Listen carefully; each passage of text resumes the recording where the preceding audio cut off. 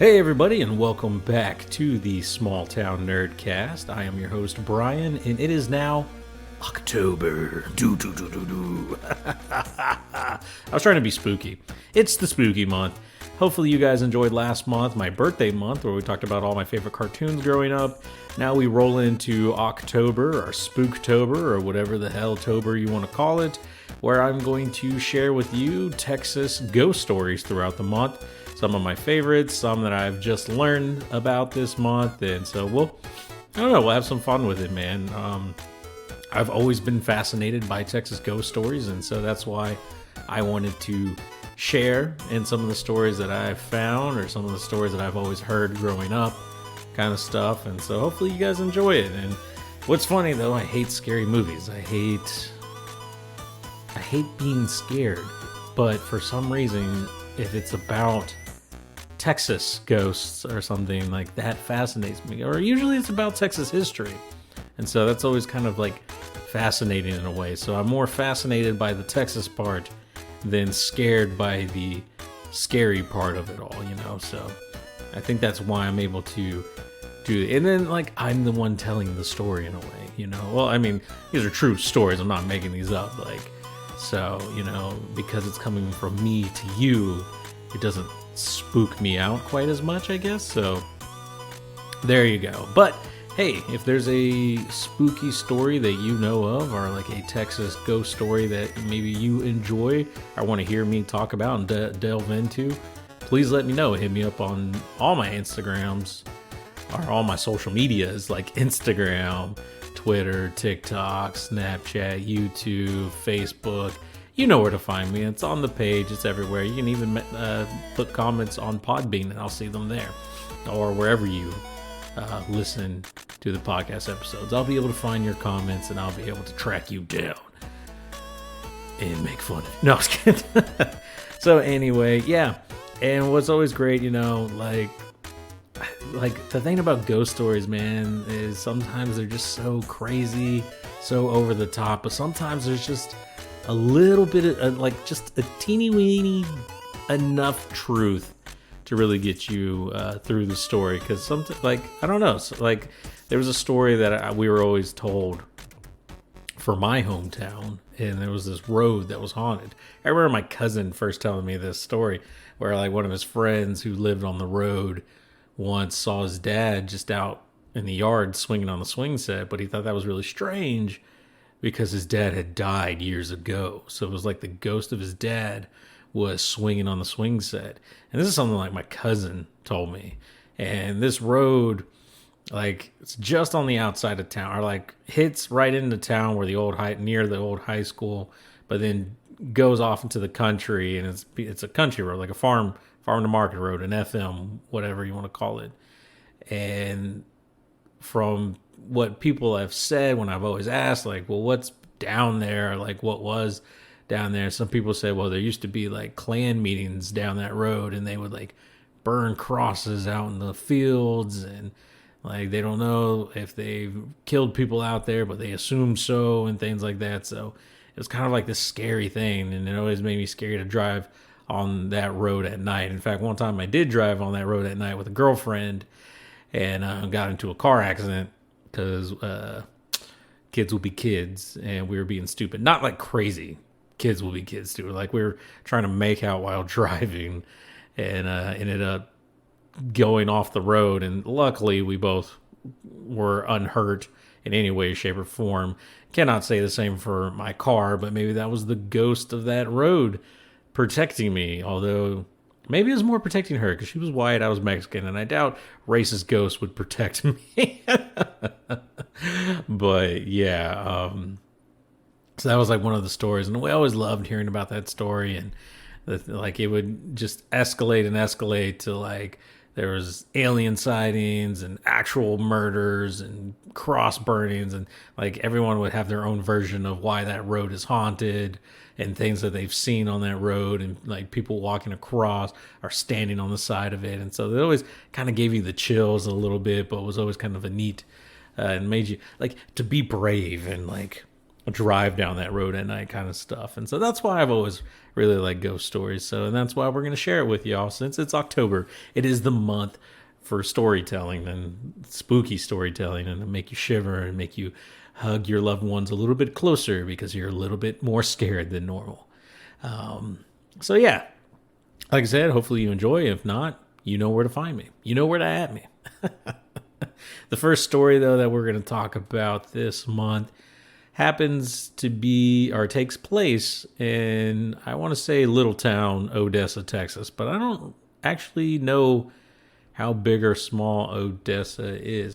So at the local high school in Odessa, Texas, in the theater auditorium or department, whatever you want to call it, strange things have been happening. And students all the way back from like when I graduated in the early 2000s have told stories and tales of being in the auditorium and the lights flickering at weird parts, or maybe a book falling off the shelf for no reason, things getting knocked over for no reason. Like, it's kind of weird stuff. But then there's some even crazier stories of one kid he's a grown-ass man now, but talks about how he went upstairs after a show, after a performance, to, turn off the sound and the lights and everything. And when he came back downstairs, his mother noticed there was like pink or purple lipstick on his arm, which was really weird because he didn't recall anyone kissing him there. And he thought it was really strange that if someone did kiss him there, like, that's weird. And he probably would have remembered it. Like, and he couldn't recall like it happening, like if they were like all hugging and someone just kissed his arm, which might have happened, but he claims to never notice that or anything. So he thought that was a really weird thing. But then people said, oh, that's the ghost of Betty just telling you did a good job. And that's who our story revolves around. A young girl named Betty who was a girl who grew up in the 1960s on the wrong side of the tracks, met a boy, a football star, and fell in love. Things happened, and it ends up with her being murdered. But how and everything that in between from this romance turned sour is quite crazy. But there's some other stories that we've heard that, like, hey, even now, if you want to, you can go to the Odessa Auditorium and you can see Betty. The students have said that they leave treats on the doorstep. I don't know what they mean by treats. Food, Twix. I don't know what would the ghost of Betty even know what's good nowadays? Because I think things have changed so much. I mean, there is the original Coke that's back, so maybe you could put that there. Anyway, but yeah, apparently you leave treats on the doorstep, go back to your car and flash your lights, and you're able to see like the shape of Betty in the doorway there to gather the treats. And they said even in the theater balcony, sometimes you could see a figure. Like there's been multiple stories where people have said they've seen a figure standing up in the theater balcony overwatching the play, which is kind of creepy and kind of cool. But yeah, so this is generations, man. This goes from as recently as like 5 years ago was the earliest story I've heard, to way back in the like 70s and 80s, when some of the first stories about the ghost of Betty were coming out. So if you like theater, you like ghosts, but you're not really a big fan of Phantom of the Opera, maybe check out Odessa, Texas, and go try to see a ghost for yourself. But it's more than just that, man. Like, what happened to Betty? Like, what went down to, one, her death, and then all this other stuff. So to get back to the bottom of everything, you got to go back to 1960s in Odessa, Texas, back when the oil fields were flowing and so was the racism. And a young teenage Betty Williams, who was different. Some people would say she was from the wrong side of the tracks. Some would call her a fast girl, a floozy, liberal. And I don't mean that as like, oh, fast girls are liberals. I just mean like she had like liberal ideas. Like, why can't the African American students be with us? Why do they have to be in a separate high school? Which back at the time, probably would have got her burned at the stake for being a witch. So, yeah, she was a dead girl walking. No. But yeah, so, she was a little different than everyone in this very conservative town of Odessa, Texas. But she wanted better than what Odessa had to talk about. And I can totally relate to that. Being a young, more liberal-minded person, being stuck in a very conservative small town in Texas, wanting more, knowing that there is more out there. And I was lucky enough to get out I'm back now, but I got a chance to experience the world and all that it had to offer and know that there is more than just a small town in Texas.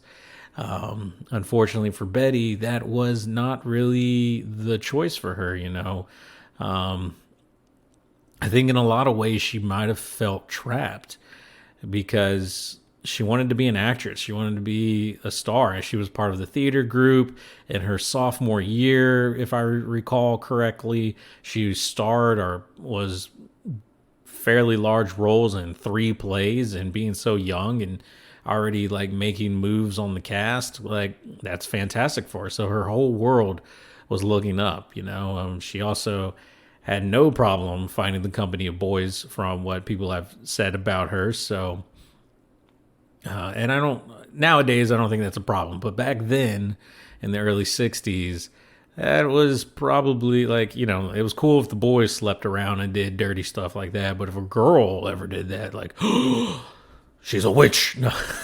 So, yeah, so she definitely had she had not a name, but she had a reputation. There we go. That's the word I was looking for. Eventually, though, she does fall in love with a young guy named Mac, and they start going out. But things are kind of weird because, they're going out, and Mac's kind of a popular dude and all, but he doesn't really bring Betty around the parties. He doesn't show her off. He doesn't really there's no PDA between them, and kind of almost it's like a secret relationship in a way.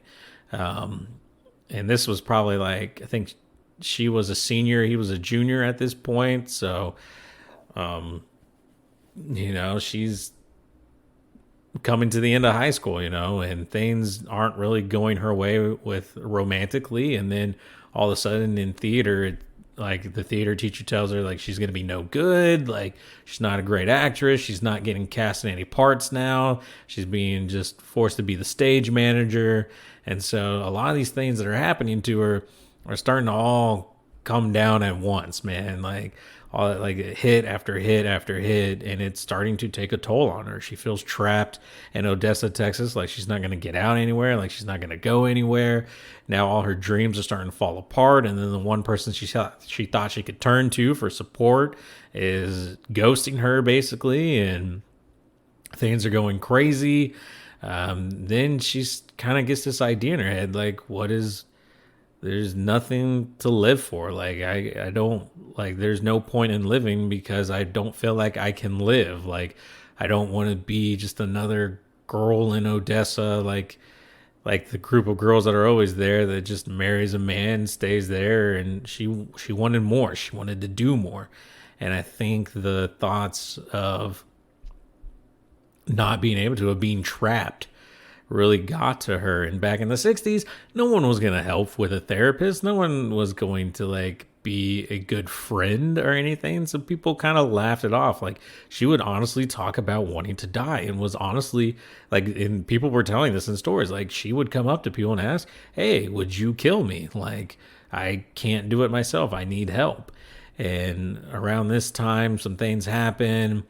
And Betty tries to get back at her boyfriend at the time by sleeping around with another guy. Well, if you won't notice me, I'll make you notice me. Well, he notices her, but he breaks up with her. So it kind of backfires in her face, what she thought was going to happen. People just all played everything off. The wanting to die, the sleeping around is just Betty looking for attention. Betty just wants attention. And no one sat there and thought, hey, Betty needs help. Someone should help Betty. And then again, they're kids, they're 16, 17, maybe 18 years old. They're not equipped to handle these kind of things. An adult should have got involved, and no adult ever did get involved. And so after all this, like, things go very south, and like, she's starting now. It's like getting to a point where she's really asking to die. Like it's not a joke anymore. Like, it's kind of weird and kind of scary. And there's even letters that she's written, and there's stuff in her diary that she's written that have been made public. I believe her cousin wrote a book about this. I think it was called Bathed in Blood or something like that. Actually, I think I had the name of the book somewhere. I really can't remember. But yeah, it was like her cousin wrote a book about everything that was going on, and from his point of view of everything that happened. And eventually Betty is able to convince one person to kill her. And it's her ex-boyfriend, Mac. And it's very strange to me. It's very weird. And she even writes a letter and like everything, like, to kind of like, to whom it may concern. Like, don't hold him responsible for what I want. And it's a very concerning letter. It's a very disturbing letter because she seems so sweet and innocent in this letter, but she wants to die. Like, she, for whatever reason, sees no point in living anymore and has no reason to live anymore. And so one night, she's with another boy because she thinks Mac's not going to do it. Like, she like said, yep, we'll meet at this day and we'll take care of things. So that day comes and she's just out with a boy. And then all of a sudden Mac shows up. And she's like from the boy's perspective, she's like, oh, hell, my ex-boyfriend, like, my boyfriend's here. Like, but she's happy to see him. Like, he came. Like, she got her wish in a way because she wanted the attention of her ex-boyfriend, Mac, and she got it. Little did this side piece know that something even more horrible was about to happen. And Mac and Betty drive off into the country. I forget if it's like his father's land or someone's land. Drive off into the country, and she's just in pajamas, man. Like, she's not dressed up for the occasion or anything, but she willingly gets in this truck, and she is like, this is finally going to happen. This is what I want to do. And they go out to a field. He goes by, I think it's like a drinking trough or something, like a watering hole. And it's from his point of view and what he said in court that Betty asked for one last kiss between them, and they kissed, and she said thank you and like said, this is not your fault, like, don't feel bad for this. She pulled a shotgun up to her head, and Mac pulled the trigger because she couldn't pull the trigger, but she could pull the gun to her head. And this kid pretty much decapitated her with a fucking shotgun blast to the face. And then, this is the part that weirds me out. He weighed down her body and threw her into whatever drinking hole or whatever so that she would sink to the bottom and hopefully not be found. Unfortunately for him, someone was already kind of like, well, where the hell's our daughter? Like, the next day, her family calls the police. Eventually, they go through her friends, and then the boy was like, hey, yeah, I saw her get into Mac's truck. I thought it was kind of weird. They interrogate him. He says, yeah, but I took her back home at midnight. And so he basically tries to lie about it already. And the cops catch on, like, oh, his story's not adding up. So they talk to him again. It's like, you need to tell us what happened. And then he leads them directly to where Betty's body is. And they make him say, well, where's the body? Go get it. And he goes into the water. He goes like chest deep into this water, kind of looks around where he thinks he lined up the body and dives down, and then pulls Betty's body out of the water, which is the most disturbing thing I've ever read in an article. And so that's how they found her body, wearing the same clothes that she was last seen in. And I mean, he admits to it. He said, yeah, I'm the one who shot her in the head, but she asked me to. And it seems like a very cut and dry case. Like, all right, ex-boyfriend murders, whether it was because she wanted to or not. I don't think that should be her choice to decide, and like, it seems very premeditated, because why would he get weights to weigh down the body? Why would he do all this and bring her out here and stuff? Like, it's not a crime of passion or anything like that. He legit murdered this girl, but she wanted to die. Like, that's the weird part. And so there's a court case. Like, this is where it gets crazy, because, like, in my mind, I'm like, yeah, whether or not this is a 17-year-old girl who wanted to die, she's not an adult.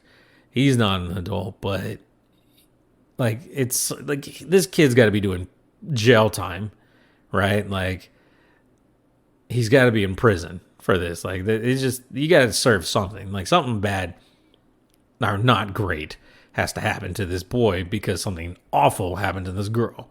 And that's where you would be wrong. Because he gets this crazy kick-ass, well, I say kick-ass in the worst terms, defense attorney who decides to do something unheard of at the time, and pleads that his client was suffering from temporary insanity. I don't know if that's the first time we ever hear about it. It's one of the first times that this defense is used, and so publicly, because trust me, this was a very public incident by this point, of this boy murdering his ex-girlfriend with a fucking shotgun to the face. And like, so it's horrific. And they go with this case. Like, his defense attorney gets it where they're not going to even, like, the trial of the murder's not even going to happen. They're going to do a trial about this boy's insanity, temporary insanity, and that he was not in his right mind at that moment, and therefore cannot be held accountable for her death because he was temporarily insane. But if you look at him now, he's perfectly normal. And that was literally their defense. Like, if you look at him now, if you talk to him with a psychologist and a therapist now, he will be a perfectly normal person. But at that time, he was insane and could not be held accountable for his actions, which sounds ridiculous, but which is incredibly smart, because now the defense attorney didn't make it about him trying to prove his client's innocence. Now it was about making the prosecution prove his insanity, which they were in no shape or way, form, or anything to try to make that case. So they were like on their heels trying to do this. And what was like making the things harder is it was like everyone in the town supported this kid because he was a football star. Well, not a star, he was a football athlete. And honestly, from what everyone has said, he wasn't a crazy dude. Like, he was very quiet and reserved and didn't really do much. He would always go hang out with people, but was never like out there, you know? Like, he was a model student and a model citizen.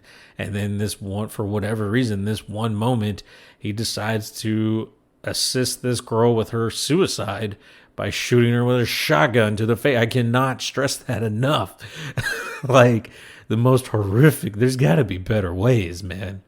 And it's so crazy because then the court case goes on and the defense wins. The prosecution cannot prove that he was not insane at this time. And so he literally gets away with murder and spends no jail time. People in the town are not really that weirded out by him at the time. Like, he was still going to parties and hanging out with students. I'm pretty sure he was still going to class and all this stuff while Betty was just cold in the ground, man. Like, that's some fucked up shit, dude. And like, the more and more I read about the story, the angrier and angrier I got. And there was a news article kind of catching up with him, or trying to catch up with him about what's going on recently. And they said, like, if you saw him now, because he declined interviews, I mean, who would blame him? Like, he probably doesn't want to talk about this anymore because he knows how lucky he fucking is. But like they said, if you saw him now, not doing well. Like, he just looks like he's old. Like, he's in his mid to late 60s now. He worked in the oil field and stuff like that, but like worked hard and looks like he worked hard and does it looks like I think he had 2 failed marriages. I don't think he has any kids, and it's just he's not doing great, which I guess is a little bit of, I don't know, just a little bit of like yay for Betty, like a little bit of justice for Betty. But I don't know, man. Like, this dude got away with murder. This dude, I don't know. He played the system. He got away. And it's so fucked up. It's so pissed off. Like, it makes me so pissed off about it. And it's crazy because all the ghost stories that you hear about Betty in the theater, she seems nice. She doesn't seem like a bad ghost. Like, she's not trying to be mean or evil or holds any remorse or anger or regrets with the world. She seems to enjoy the plays that happen. The cast members have talked about that, how they save a spot for Betty. Like, there is a dressing, like where you put on makeup and stuff, there's an empty spot that's reserved for Betty, and that's what they hold there, and they keep that there to honor her and the one-time theater student of Odessa High School. So it's kind of a weird story. It's kind of well, it's really not kind of, it really is a very sad story of a girl who felt trapped and felt like there was nowhere for her life to go, and chose one of the ultimate choices, the final choice, and was fully aware of the choice that she was making. Like, she wrote about it in her diary, in her book, and had hopes that she would find a better place in heaven than she did here on earth, you know. And maybe that was why she could never really commit suicide, because of her belief that if you commit suicide, you go to hell, you don't go to heaven. So she needed the help. She needed someone to help her. And that's a big ask. The fact that, like, you got to be pretty fucked up to, like, assist someone like that. Like, a child. Like, that's how I feel. A child. Like, this is different if this is, like, a super old adult, like, in their, again, man, I'm even pushing it, like 60s, like late 60s, like, or someone like terminally ill who, you know, they're gonna die a horrific death or something like that, like, because, you know, their body's gonna shut down, they're gonna be pain and stuff. Like, that's different. If someone like that wishes to die, like, that's kind of like an assisted suicide I can almost agree with in a way, because, like, what is their, like, if they honestly don't want to suffer that way, then, you know, they're an adult who have lived some form of life for a certain amount of time. Like, I don't know how you put a date, or like, how do you put a time frame on a good life, you know? So God, that's a really hard discussion, and I am definitely not equipped to have that kind of discussion here, but it's sad, man. Like, if only someone had taken the time to really listen to her and help her, and not in the killing way, and like the things could be okay, like, let's give it a shot kind of way.